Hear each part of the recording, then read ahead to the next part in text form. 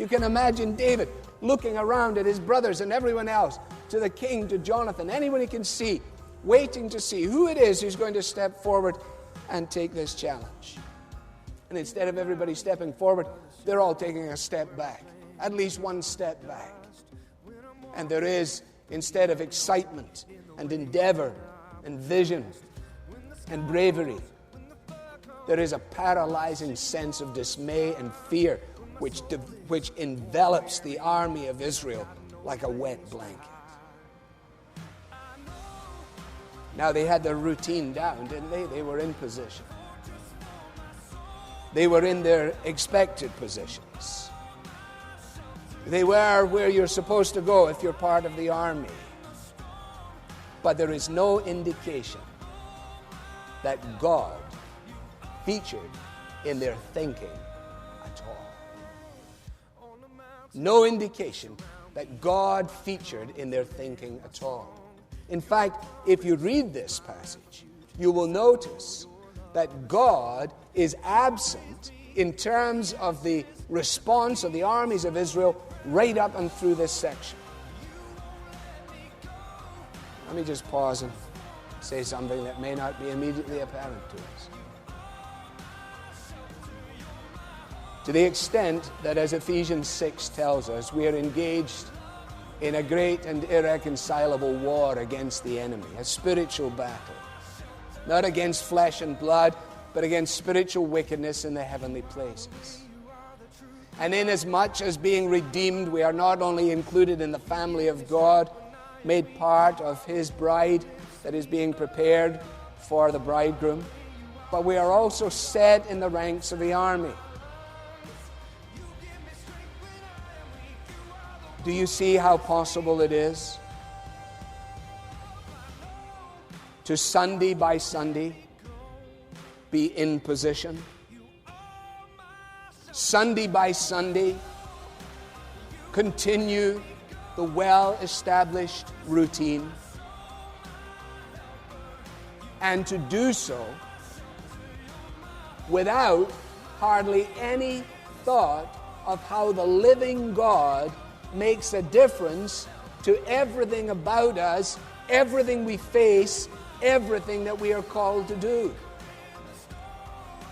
And if that seems hard or cruel or unlike you, then let me speak only of myself. For as much as I want to identify with this story and find myself as David, in David, with David, the fact is that I far too easily see myself in the ranks of the Israelite army, standing there, paralyzed, dumb, struck by fear, missing out on the fact that the living God lives within me and should make a difference to all of my days and all of my deeds. If somebody were to look into my mind and see me respond to the events of last week, if someone were to overhear the murmurs of my own heart in all of its perversity, they may be able to conclude that this guy doesn't know the living God at all.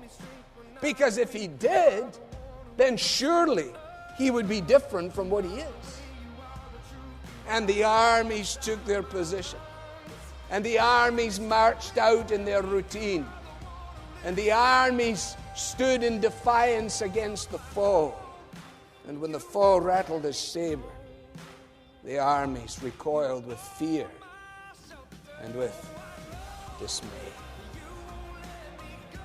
You see, in Jehoshaphat's case, it was, Lord, we do not know what to do, but our eyes are upon you. In the army of Israel's case, in the valley of Elah, it was, Lord, we do not know what to do, and our eyes are not upon you. We're not even thinking about you. God had planned this. Inasmuch as he had left these armies, he could have routed all the armies, couldn't he? He could have taken all the Philistines and the Amalekites, the whole bang shoot of them, and made sure that they had nothing more to do with his people. But if you read back in Judges chapter 3, you will discover that God deliberately left these armies. And he deliberately left them to test his people, to see if they would obey the living God, to see if they would trust the living God, to see if they would serve the living God. He wasn't going to give them a primrose path. He wasn't planning to give us a primrose path. Why is it that we find ourselves beleaguered and embattled and struggling and facing these things? Because God, in his great mystery of providence, has determined that it should be so.